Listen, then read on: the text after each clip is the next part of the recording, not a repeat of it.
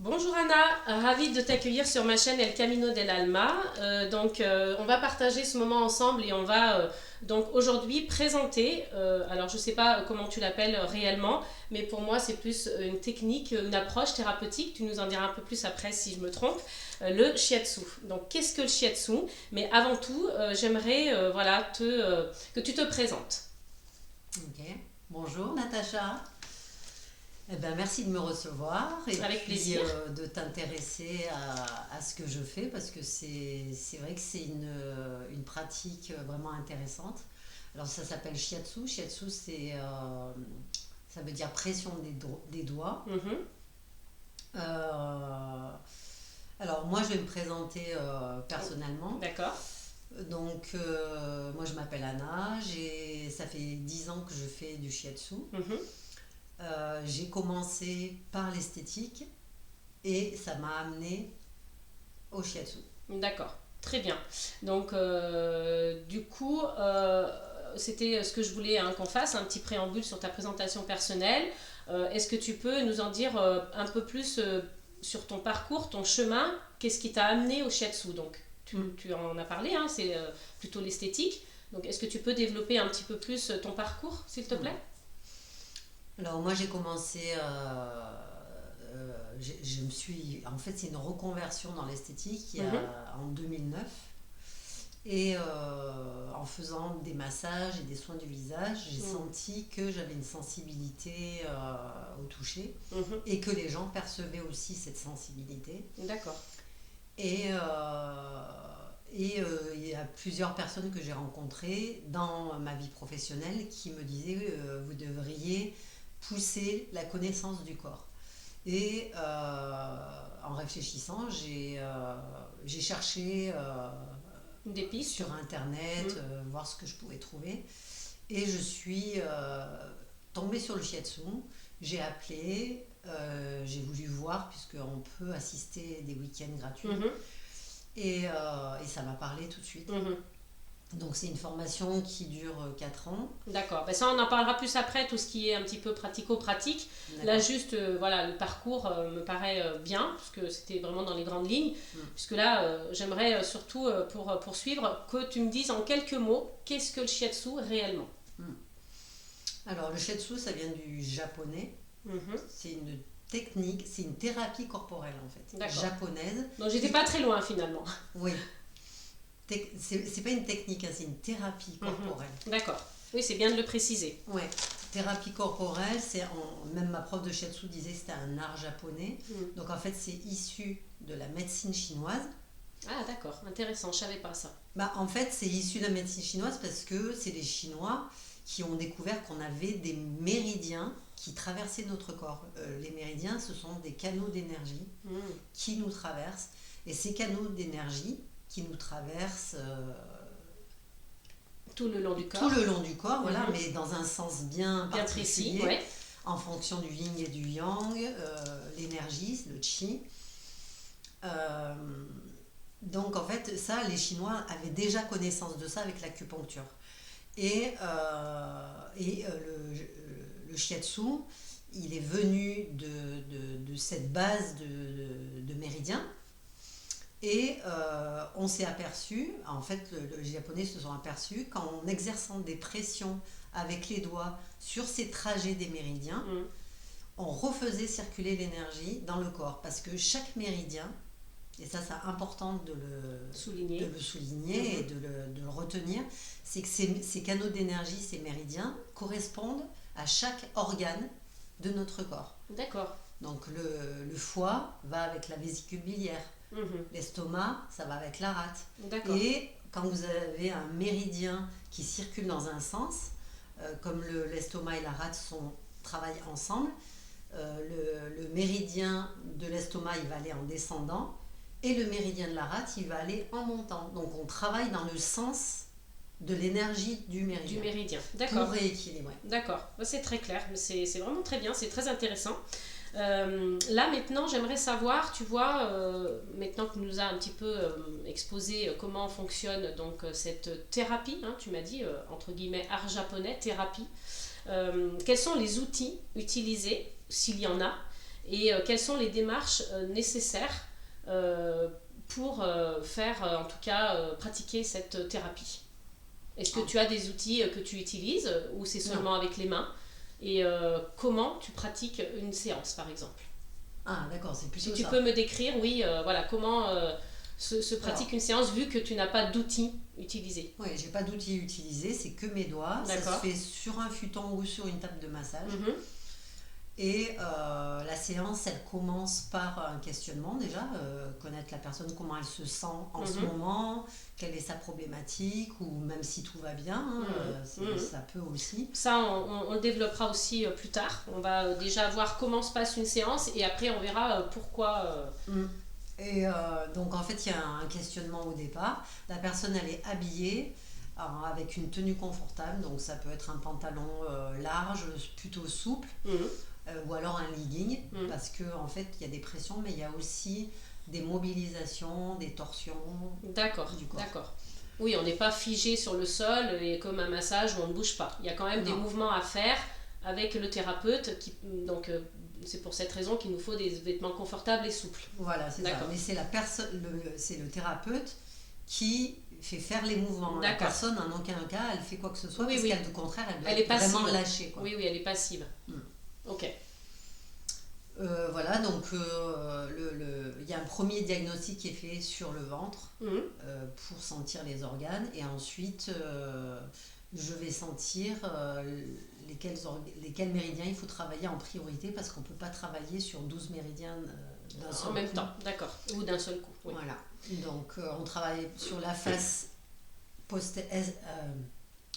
antérieure, et ensuite on fait tourner la personne sur le ventre. Et là, on travaille sur la face postérieure. D'accord. Et donc, ma question aussi, c'est, d'après ce que tu décris, pourquoi le diagnostic se fait au départ sur l'abdomen, sur le ventre? Parce que c'est là où sont nos organes.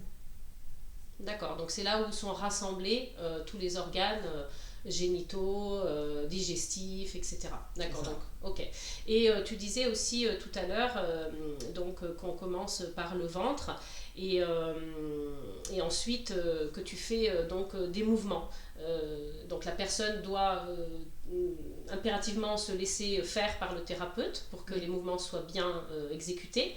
Et quel type de mouvement est-ce que tu peux nous donner un exemple? Oui, on va prendre le bras, on va l'étirer vers soi, on va le faire bouger vers l'extérieur, sur les côtés du corps. Voilà. On peut étirer le bras en hauteur aussi. Voilà. Donc il peut y avoir les bras, les jambes, il y a des torsions douces, des choses comme ça. Voilà, les jambes aussi. On va replier la jambe sur l'abdomen de la personne. On va faire un étirement entre son épaule et le genou. D'accord. Donc là, du coup, ça me pique un petit peu la curiosité. Je me dis... que viennent chercher les personnes qui te consultent, en fait? Quel est le motif de la consultation en soi? Souvent, c'est des personnes qui ont des douleurs, maux de dos, mal aux jambes, des problèmes de sommeil, des problèmes de constipation, des migraines. D'accord. Oui, donc c'est quand même assez vaste. Les personnes peuvent venir te consulter pour divers problèmes qu'ils rencontrent. Ça peut être aussi bien des problèmes de respiration, des choses comme ça aussi. Oui, quelqu'un qui a des problèmes de respiration, c'est souvent lié à un gros stress, l'anxiété. Donc on travaille aussi sur l'anxiété, sur trop de stress, quelqu'un qui a une activité, un métier qui est très éprouvant, ça peut générer à force trop de stress et du coup des dysfonctionnements. D'accord. Donc là justement ma question suivante c'était est-ce que tu peux nous dire de quelle manière le shiatsu apporte des solutions? Donc tu as quand même déjà un peu répondu à la question, puisque c'est quand même à travers le corps et les méridiens sur lesquels tu vas travailler qui font que la personne va ressentir les bienfaits, mais vraiment de quelle manière ça apporte des solutions dans le sens sur le bien-être de la personne. Parce que j'aime pas trop utiliser le mot santé quand on parle de thérapie, parce qu'on n'est pas des médecins, on n'est pas des infirmiers, on n'est pas dans le monde médical conventionnel. Mais voilà, de quelle manière ça peut apporter des bienfaits sur la personne? Qu'est-ce qu'elle peut ressentir après des séances?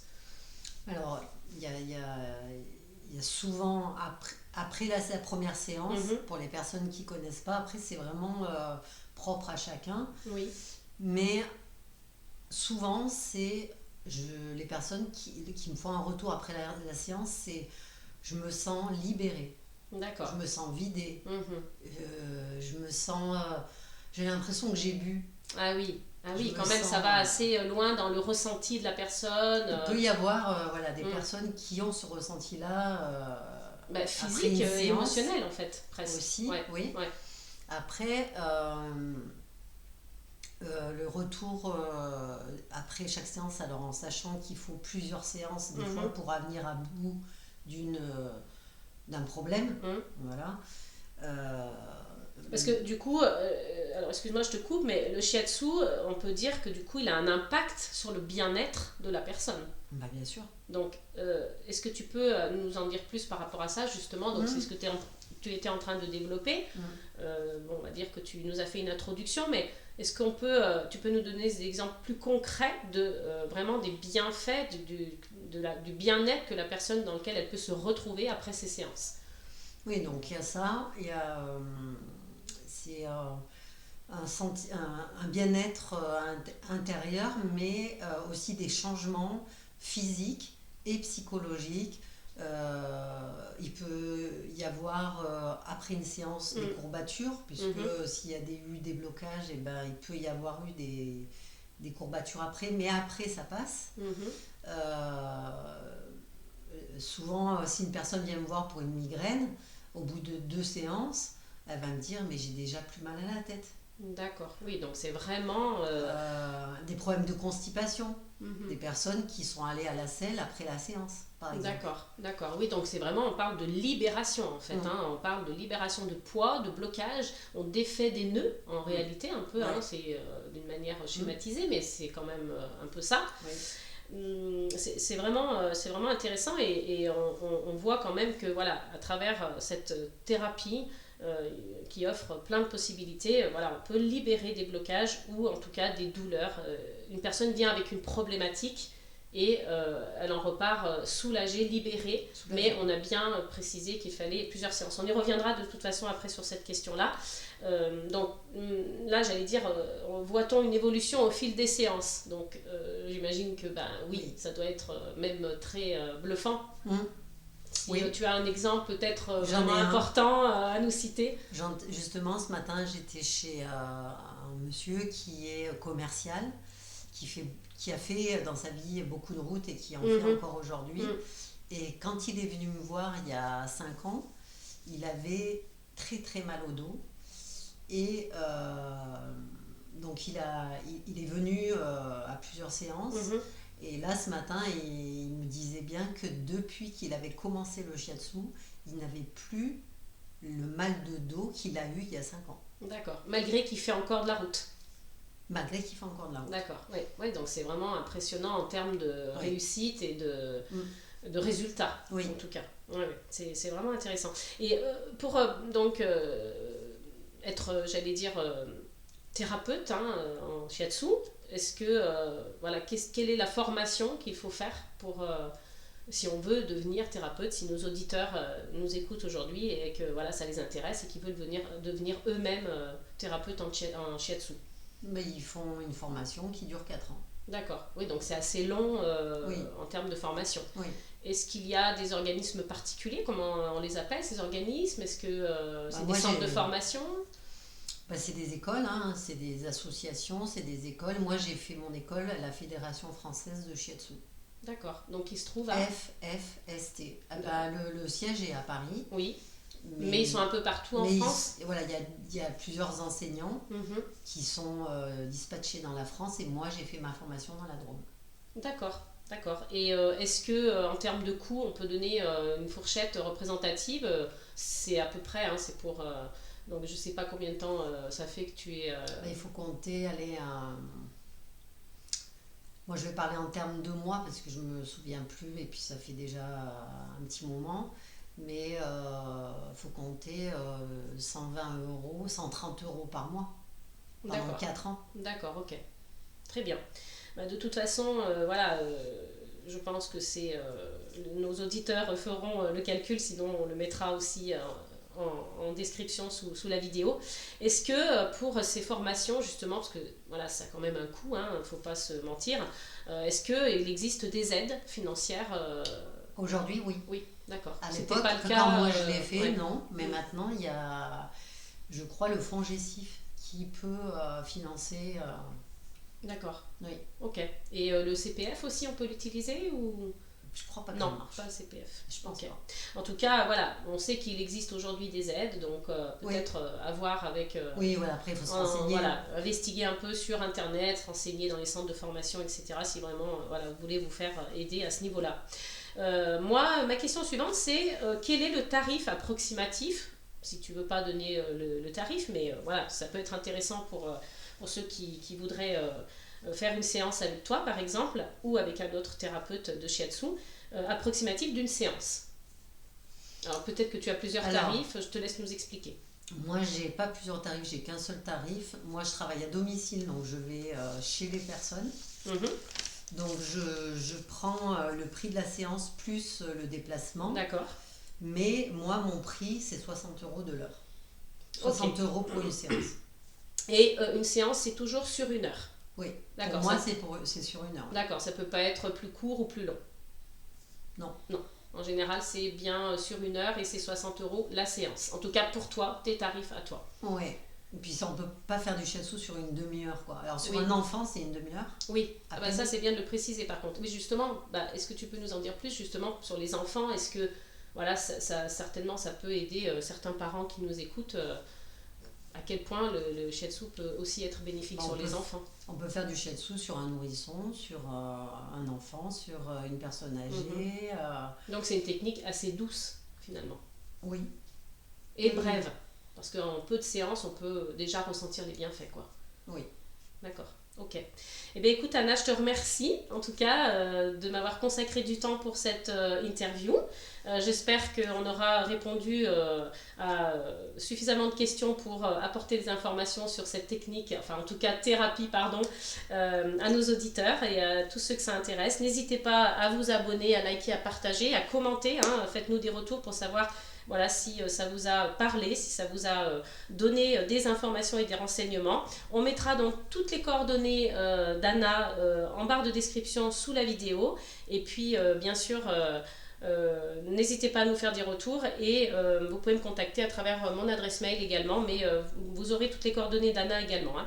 Merci beaucoup, à très bientôt. Merci. Et on va conclure là-dessus. Donc, amour, paix et gratitude.